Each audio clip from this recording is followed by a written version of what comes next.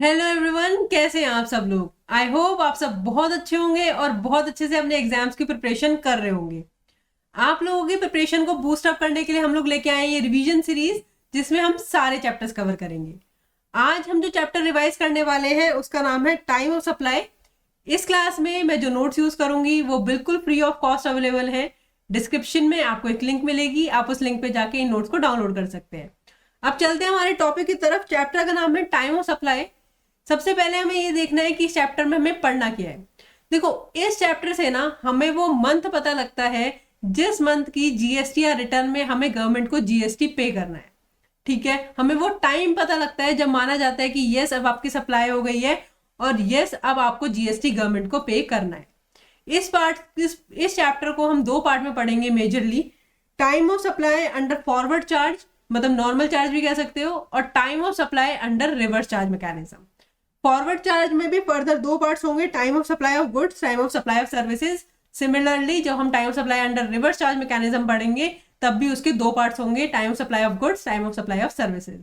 सबसे पहले मुझे आपको पढ़ाना है time of supply of goods under normal charge mechanism, मतलब under forward charge mechanism. Time of supply of goods under forward charge mechanism में आपको ये देखना है कि आपका इनवॉइस टाइम पे इशू हुआ है या इनवॉइस आपका लेट इशू हुआ है। इनवॉइस अगर आपका टाइम पे इशू होता है तो आपका टाइम ऑफ सप्लाई जो होता है वो इनवॉइस डेट को ही मान लिया जाता है। लेकिन अगर आपका इनवॉइस लेट इशू होता है तो उस केस में जिस दिन आपका इनवॉइस इशू हो जाना चाहिए था उस डेट को आपका टाइम ऑफ सप्लाई मानते हैं। क्या हुआ यहाँ पे, आपको ये देखना है कि इनवॉइस आपका टाइम पे इशू हुआ है या इनवॉइस आपका लेट इशू हुआ है। इनवॉइस अगर आपका टाइम पे इशू हुआ है तो जो आपका इनवॉइस डेट होता है उसे ही आपका टाइम ऑफ सप्लाई मान लिया जाता है। लेकिन अगर इनवॉइस आपका लेट इशू होता है तो जिस दिन आइडियली आपका इनवॉइस इशू हो जाना चाहिए था उसे आपका टाइम ऑफ सप्लाई मानेंगे। अब आपके मन में डाउट आएगा कि मैम पता कैसे लगेगा कि इनवॉइस टाइम पे इशू है, इनवॉइस लेट इशू है। उसके लिए हमारे पास है यहाँ पे कुछ रूल्स। देखो हमारे रूल्स क्या कहते हैं। सबसे पहले ये यहाँ पे मैंने आपको दे रखा है time to issue invoices for goods. अगर आपके गुड्स में मूवमेंट इन्वॉल्व है, मतलब आपको एक गुड्स एक जगह से दूसरी जगह डिलीवर कराना है, कोई मूवमेंट इन्वॉल्व है आपके में, तो ऑन और बिफोर रिमूवल, जिस दिन भी आपका वो गुड्स जो है फैक्ट्री का गेट क्रॉस करेंगे, जिस दिन भी रिमूवल होगा उससे या उससे पहले आपका इनवॉइस इशू हो जाना चाहिए। तब मानेंगे कि इनवॉइस टाइम पे इशू है, अदरवाइज माना जाएगा कि इनवॉइस लेट इशू है। ठीक है, अगर आपके गुड्स में मूवमेंट इन्वॉल्व नहीं है तो जिस दिन भी आप उन्हें रेडी कर दोगे, जिस दिन भी आप उन्हें रेडी कर दोगे उस दिन या उस दिन से पहले आपका इनवॉइस इशू हो जाना चाहिए। थर्ड है continuous supply of goods. Continuous supply of goods में आप एग्जांपल ले सकते हो न्यूज़पेपर डिलीवरी का। न्यूज़पेपर वाला रोज आपके घर पे न्यूज़पेपर फेंक के जाता है, अब वो ऐसा तो नहीं करता ना रोज आपसे कहता है लो आज के न्यूज़पेपर के पैसे दो, नहीं, वो एक आपका पास फिक्स पीरियड होता है, उस टाइम पे आपकी पेमेंट होती है। तो अगर ऐसी कोई कॉन्टिन्यूस सप्लाई ऑफ गुड्स होती है तो उस केस में पेमेंट डेट या receipt of periodical statement which ever is earlier, जिस दिन भी न्यूज़पेपर वाला आपको पूरी लिस्ट बना के दे देगा कि इस दिन मैंने आपके घर पे ये डिलीवरी की थी, वो पीरियोडिकल स्टेटमेंट मिल जाए या पेमेंट आप उसे कर दो, विच एवर इज अर्लियर, जो भी आएगी उस दिन या उस दिन से पहले आपका इनवॉइस इशू हो जाना चाहिए। एंड लास्ट पॉइंट हमारे पास है goods Saint on approval basis. अगर हम कोई गुड्स अप्रूवल के लिए भेज रहे हैं तो 6 months फ्रॉम द रिमूवल या receipt of approval which ever is earlier तक आपका इनवॉइस इशू हो जाना चाहिए। मतलब सपोज करो आपने कोई गुड्स भेजे हैं आज अप्रूवल के लिए, तो आज भेजे हैं, जिस दिन रिमूव हुए हैं उसके 6 months या फिर जिस दिन अप्रूवल मिल जाएगी विच एवर इज अर्लियर तक आपका इनवॉइस इशू हो जाना चाहिए। ठीक है जी, अगर इन चार कंडीशन के अकॉर्डिंग आपका इनवॉइस टाइम पे इशू हो जाता है तो टाइम ऑफ सप्लाई को इनवॉइस डेट ही मान ली, इनवॉइस डेट को ही आपका टाइम ऑफ सप्लाई मान लिया जाएगा। और अगर आपका इनवॉइस लेट इशू हो जाता है इनके अकॉर्डिंग तो जिस दिन आइडियली आपका इनवॉइस इशू हो जाना चाहिए था उसे आपका टाइम ऑफ सप्लाई मानेंगे। ठीक है जी, अब चलते हैं time of supply of services under normal charge, मतलब अंडर फॉरवर्ड चार्ज मैकेनिज्म। इसमें भी दो सिचुएशन आती है आपकी, इनवॉइस टाइम पे इशू हुआ है या इनवॉइस लेट इशू हुआ है। ठीक है, अगर आपका इनवॉइस टाइम पे इशू हुआ है तो इनवॉइस डेट या payment receipt date whichever is earlier को आपका टाइम ऑफ सप्लाई माना जाएगा। क्या हुआ यहाँ पे, अगर आपका इनवॉइस टाइम पे इशू होता है, देखो गुड्स के केस में अगर इनवॉइस टाइम पे इशू होता तो इनवॉइस डेट को ही कंसिडर करते थे, लेकिन यहाँ पे इनवॉइस डेट और payment receipt date whichever is earlier को आपका टाइम ऑफ सप्लाई माना जाएगा अगर आपका इनवॉइस टाइम पे इशू होता है। अगर आपका इनवॉइस लेट इशू होता है तो जिस दिन आपकी सर्विस कंप्लीट हुई, सर्विस कंप्लीशन डेट या फिर payment receipt date whichever is earlier को आपका टाइम ऑफ सप्लाई मान लेंगे। ठीक है, क्या हुआ यहाँ पे, आपको अगेन ये देखना है इनवॉइस टाइम पे इशू है या इनवॉइस लेट इशू है। पेमेंट रिसीट डेट दोनों में कॉमन है, हम यहाँ पे हम कंसिडर करेंगे इनवॉइस डेट और यहाँ पे आप कंसिडर करेंगे date of completion of service. ठीक है जी। अब यहाँ पे एक पॉइंट और लिखा है कि अगर आप लोग आइडेंटिफाई ना कर पा रहे हो, इन सब चीजों से आपको आइडेंटिफाई नहीं कर पा रहे कि आपका टाइम ऑफ सप्लाई क्या होगा, तो जिस दिन भी रिसिपिएंट अपनी बुक्स में रिकॉर्ड करेगा उसे आपका टाइम ऑफ सप्लाई माना जाएगा। ठीक है जी। अब यहाँ पे एक पॉइंट और है, इनवॉइस टाइम पे इशू हुआ है, इनवॉइस लेट इशू हुआ है, ये कैसे पता लगेगा? In case of services. Goods का तो हमने पढ़ लिया, अब देखते हैं सर्विसेज का। सर्विसेज का कैसे पता लगेगा कि इनवॉइस टाइम पे इशू है, इनवॉइस लेट इशू है? देखो यहाँ पे मैंने आपको एक टॉपिक दे रखा है। सबसे पहले देखो, सपोज करो आज आपकी सर्विस कंप्लीट हुई है, तो आज जिस दिन सर्विस कंप्लीट हुई है उसके 30 डेज के अंदर अंदर आपको इनवॉइस इशू करना पड़ेगा, तब मानेंगे कि आपका इनवॉइस टाइम पे इशू है। ठीक है, with in 30 days of completion of service. भैया ये पॉइंट याद रखना, फ्रॉम स्टार्टिंग नहीं, जिस दिन सर्विस स्टार्ट हुई है उस दिन से नहीं, जिस दिन सर्विस कंप्लीट हो रही है, जिस दिन सर्विस कंप्लीट होगी उसके 30 डेज के अंदर अंदर आपको इनवॉइस इशू करना पड़ेगा। बैंक, एनबीएफसी और फाइनेंशियल इंस्टीट्यूशन को 30 डेज की जगह 45 डेज दिए गए कि वो 45 डेज के अंदर अंदर इशू कर सकते हैं। नेक्स्ट हमारे पास है कि सपोज करो अब आप मुझसे कहोगे कि मैम आप कह रहे हो सर्विस जिस दिन कंप्लीट होगी उसके 30 डेज के अंदर अंदर, अगर सपोज सर्विस कंप्लीट ही नहीं हुई, बीच में ही हमारा कॉन्ट्रैक्ट टर्मिनेट हो गया, तब क्या करेंगे? तो उसमें जिस दिन भी आपका कॉन्ट्रैक्ट टर्मिनेट हो रहा है ना, उस दिन या उस दिन से पहले आपको इनवॉइस इशू करना पड़ेगा जितने की लायबिलिटी आपके ऊपर आती है। और लास्ट आपके पास है continuous supply of services. Continuous supply of services के कॉन्ट्रैक्ट कौन से होते हैं? जो मोर देन 3 मंथ चलते हैं। जो भी सर्विसेज के कॉन्ट्रैक्ट मोर देन 3 मंथ चलते हैं उन्हें कॉन्टिन्यूस सर्विस में क्लासीफाई करते हैं। और उसमें आपका टाइम ऑफ सप्लाई, वो इनवॉइस कब तक इशू होना चाहिए?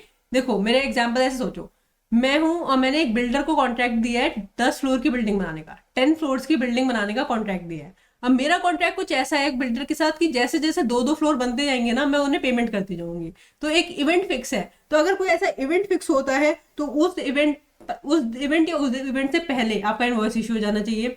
या फिर सपोज करो मेरा दूसरा कॉन्ट्रैक्ट है कि मैं बिल्डर को हर 6 मंथ में पेमेंट करूंगी, तो ऐसी कोई डेट फिक्स है तो उस डेट से पहले आपका इनवॉइस इशू हो जाना चाहिए। लेकिन अगर मान लो ना हमारा इवेंट फिक्स है और ना ही हमारी डेट फिक्स है, तो उस केस में आपको क्या करना है? उस केस में जिस दिन भी आप पेमेंट करोगे, जिस दिन भी पेमेंट करोगे उस दिन या उस दिन से पहले आपका इनवॉइस इशू हो जाना चाहिए। ठीक है जी। क्या है कॉन्टिन्यूस सप्लाई ऑफ सर्विसेज का केस? इवेंट फिक्स है तो उस इवेंट या उस इवेंट से पहले, कोई पेमेंट डेट फिक्स है तो उस पेमेंट डेट या उस डेट से पहले। अदरवाइज अगर दोनों ही फिक्स नहीं है तो जिस दिन भी आप पेमेंट करोगे उस दिन या उस दिन से पहले आपका इनवॉइस इशू हो जाना चाहिए। ठीक है जी। ये है time of supply of services to issue invoice. अगर इनवॉइस इन सिचुएशंस के अकॉर्डिंग टाइम पे इशू हो गया तो हमारी कंडीशन क्या थी? तो हमारी कंडीशन थी कि हम इनवॉइस डेट और पेमेंट रिसीट डेट को कंपेयर करेंगे, अदरवाइज हम डेट ऑफ कंप्लीशन और पेमेंट रिसीट डेट को कंपेयर करेंगे। ठीक है, टाइम ऑफ सप्लाई कैलकुलेट करने के लिए। यहाँ पे एक पॉइंट और मुझे आपको बताना है कि वो है कि यहाँ पे एक बार डेट आ रही है payment receipt date. Payment receipt date किसे कहते हैं? पेमेंट रिसीट डेट कहते हैं कि या तो जिस दिन रिसिपिएंट ने अपनी बुक्स में एंट्री रिकॉर्ड कर दी हो या सप्लायर के बैंक अकाउंट से में पैसा क्रेडिट हो गया हो, विच एवर इज अर्लियर, को आपका पेमेंट रिसीट डेट कहते हैं। पेमेंट रिसीट डेट किसे कहते हैं? या तो रिसिपिएंट ने अपनी बुक्स में एंट्री कर दी हो या सप्लायर के बैंक अकाउंट में क्रेडिट हो गया हो, विच एवर इज अर्लियर, को आपका पेमेंट रिसीट डेट कहा जाता है। ठीक है, अब चलते हैं हमारे नेक्स्ट टॉपिक की तरफ। नेक्स्ट टॉपिक हमारा यहाँ पे है time of supply under reverse charge mechanism. हमें क्या पढ़ना है? Time of supply under reverse charge mechanism. देखो जो फॉरवर्ड चार्ज था ना उसमें बड़ी कंफ्यूजन थी कि इनवॉइस टाइम पे इशू है या इनवॉइस लेट इशू है। रिवर्स चार्ज मैकेनिज्म में ऐसी कोई कंफ्यूजन है ही नहीं। यहाँ पे सिंपल उन्होंने रूल दिया है, ये रूल फॉलो करो और टाइम ऑफ सप्लाई निकालो। सबसे पहले हम देखते हैं time of supply of goods. Time of supply of goods में वो क्या कहते हैं? या तो देखो आपको गुड्स रिसीव हो गए हो या आपने पेमेंट कर दी हो या 31st day from suppliers invoice whichever is earlier को आपका टाइम ऑफ सप्लाई माना जाएगा। क्या क्या डे? या तो गुड्स रिसीव हो गए हो या तो गुड्स रिसीव हो गए या पेमेंट कर दी है या 31st day from supplier invoice whichever is earlier को आपका टाइम सप्लाई माना जाएगा। ठीक है, और टाइम सप्लाई ऑफ सर्विसेज क्या होगा? डेट ऑफ पेमेंट, या तो आपने पेमेंट कर दी है या 61st day from date of supplier invoice whichever is earlier को आपका टाइम सप्लाई माना जाएगा। यहाँ पे याद रखना गुड्स के केस में 31 डेज है, सप्लाई सर्विसेज के केस में 61 डेज है। अगेन यहाँ पे पॉइंट लिखा हुआ है कि अगर आप डिटरमाइन नहीं कर रहे कि आप पा रहे हो कि टाइम ऑफ सप्लाई क्या है, तो जिस दिन भी रिसिपिएंट अपनी बुक्स में रिकॉर्ड करेगा एंट्री को, उसे आपका टाइम सप्लाई मान लिया जाएगा।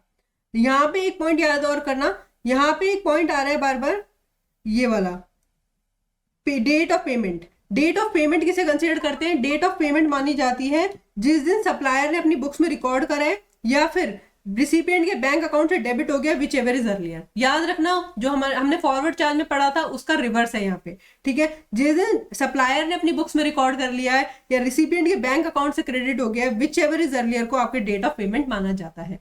ठीक है, अब चलते हैं आगे। अब यहाँ पे हमारे पास रह गए हैं कुछ मिसलेनियस पॉइंट। इस मतलब इन मिसलेनियस केसेस में हम टाइम ऑफ सप्लाई कैसे कैलकुलेट करते हैं, एक एक करके देखते हैं। चलिए, सबसे पहला पॉइंट हमें यहाँ पे पढ़ना है, import of services from associated enterprises. अगर हम अपनी किसी एसोसिएटेड एंटरप्राइज से कोई सर्विस इंपोर्ट करते हैं तो उस केस में टाइम ऑफ सप्लाई क्या होता है? टाइम ऑफ सप्लाई होता है जिस दिन भी रिसिपिएंट जो है, मतलब जो हम लोग हैं, अपनी बुक्स में एंट्री कर लेंगे या date of payment whichever is earlier को आपका टाइम ऑफ सप्लाई मान लिया जाएगा। सेकेंड पॉइंट है time of supply of voucher. देखो, वाउचर्स होते हैं जैसे कूपन्स वगैरह में मिलते हैं ना, अगर आपको जब कूपन मिला है तो आपको पता है कि एग्जैक्टली आप उसके अगेंस्ट क्या चीज परचेज कर सकते हो, तो उस केस में जिस दिन आपको कूपन मिला है, जिस दिन वाउचर आपको मिला है, उसे ही आपका टाइम ऑफ सप्लाई मान लिया जाएगा। लेकिन अगर वो बहुत जनरल वाउचर है कि आप अगली बार हमारे शॉपिंग करने आओगे, आपको कुछ भी परचेज करो 500 का डिस्काउंट है, अगर ऐसा कोई जनरल वाउचर है तो उस केस में जिस दिन आप उसे रिडीम कराओगे उस दिन आपकी वैल्यू, उस दिन आपका टाइम ऑफ सप्लाई आएगा। ठीक है, क्या हुआ? अगर आइडेंटिफाइबल है at the point of supply तो टाइम सप्लाई आपका हो जाता है डेट जिस दिन इशू डेट हो जाएगा, अदरवाइज आपका रिडम्पशन डेट माना जाएगा। अगर आइडेंटिफाइबल है तो issue date, otherwise redemption date.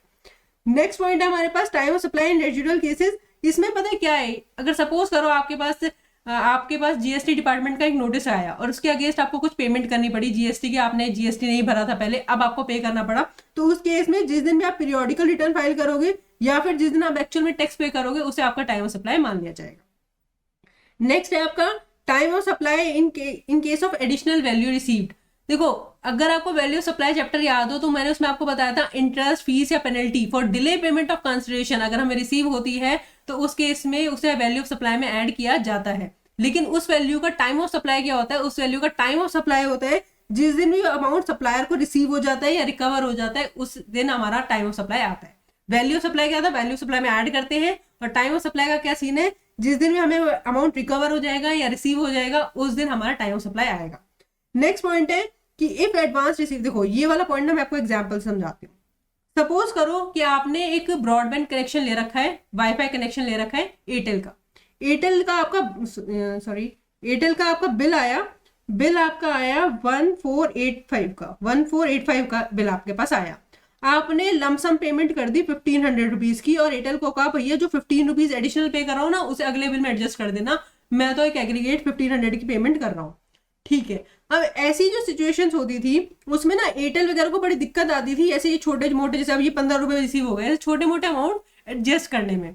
तो इस केस में गवर्नमेंट ने एयरटेल को ऑप्शन दिया, मतलब इन्हें ऑप्शन दिया कि अगर आपको कोई ऐसा छोटा अमाउंट रिसीव होता है जो कि आपका लेस देन 1000 होगा, जो कि आपका अमाउंट लेस देन 1000 अगर होगा तो आप क्या करना, आपके पास ऑप्शन है कि आप चाहो तो जिस दिन आपको अमाउंट रिसीव हो रहा है, मतलब जब यहाँ पे रिसीव हुआ है उस दिन आप टाइम ऑफ सप्लाई मान लो, या फिर जब आप एक्चुअल में उसे एडजस्ट करोगे, मतलब जब नेक्स्ट मंथ का बिल आएगा उसमें जब एक्चुअल में एडजस्टमेंट करोगे उसे टाइम ऑफ सप्लाई मान लो। आपकी मर्जी है, आप जो चाहो वो मान लो। ठीक है, तो यहाँ पे क्या है, यहाँ पे पढ़ते हैं if advance receive for supply of service in excess of invoice. देखो इनवॉइस तो इतने का ही था, इनवॉइस इतने का था, इनवॉइस के एक्सेस में 15 रुपए मिल गए, तो in excess to invoice up to ₹1000 तक का होगा अगर अमाउंट, तो उस केस में टाइम ऑफ सप्लाई इधर भी एडवांस रिसीव डेट, जिस दिन आपको पैसा मिला वो वाली डेट, या फिर जब उसके अगेंस्ट आप एक्चुअल में सर्विस प्रोवाइड करोगे, मतलब जब नेक्स्ट मंथ का बिल इशू करोगे,